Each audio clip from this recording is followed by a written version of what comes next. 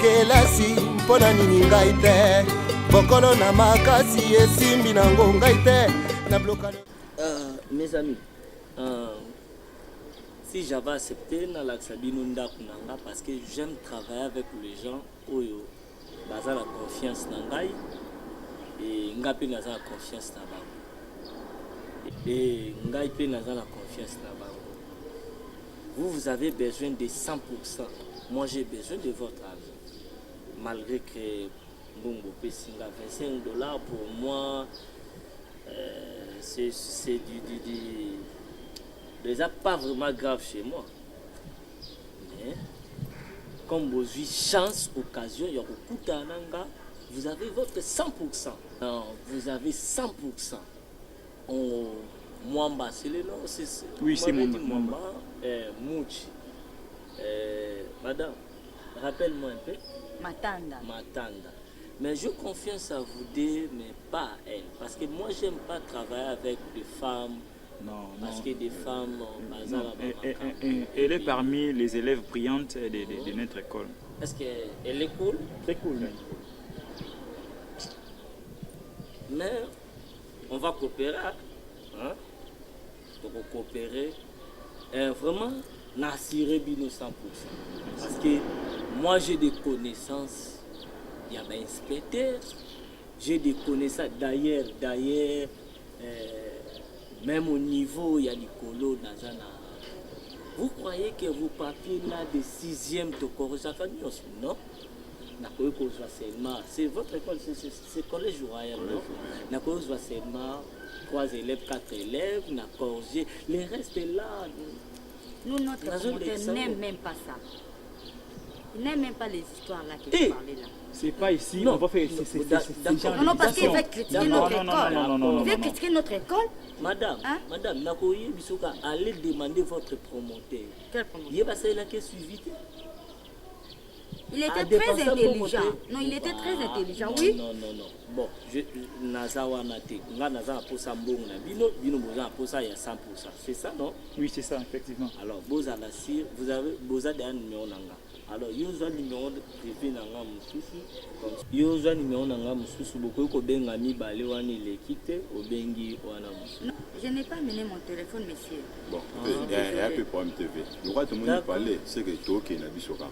Benga la Bachombo, Mbongo Botikal Nango Wana, Bosa l'effort, Bopé Sanga Yango pour que.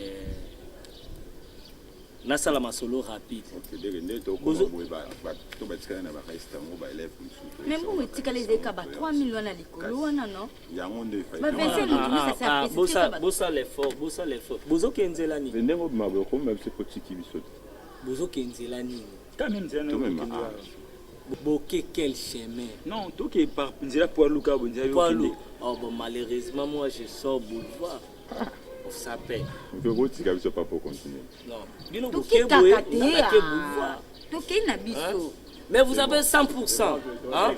Et Panza, vous avez votre 100%. Pas 95%, 100%.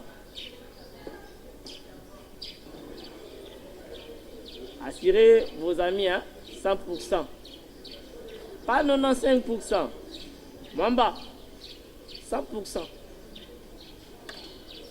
Les élèves. Ils croient que c'est une fille qui est inspectée. Comment on appelle inspectée là sous le coup? Beaucoup de gens.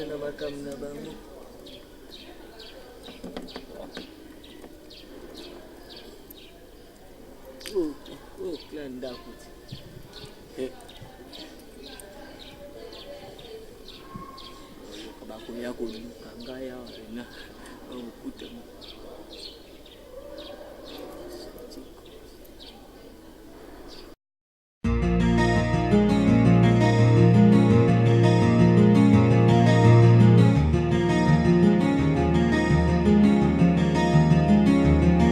dekelasi mpona nini ngai te bokolo na makasi esimbi nango ngai te na blokale.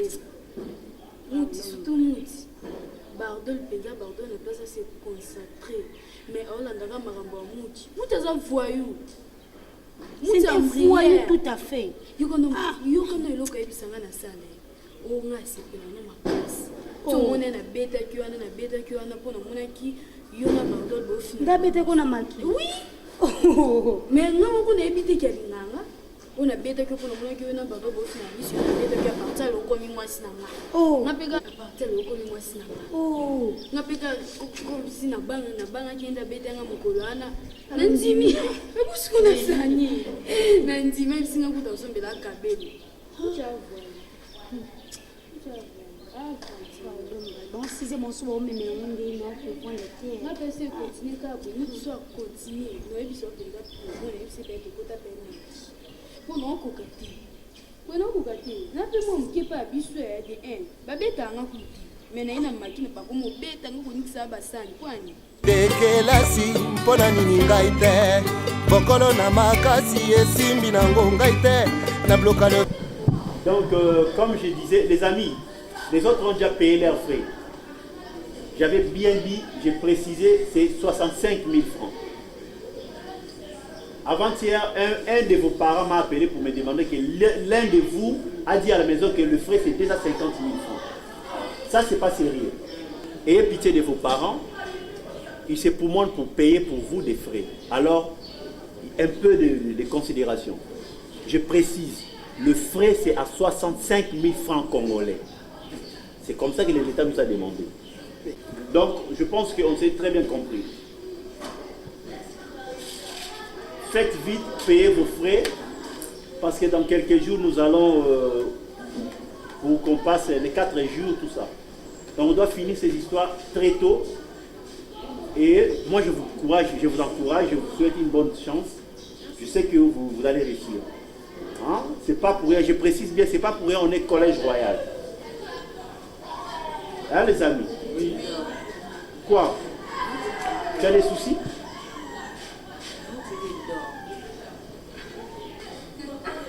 Mwamba, ça c'est la dernière fois, là ça la remarque concernant ta tenue. Parce que tous ces élèves, tes collègues se promènent avec tenue et toi tu viens comme ça, comme si tu étais dans une foire.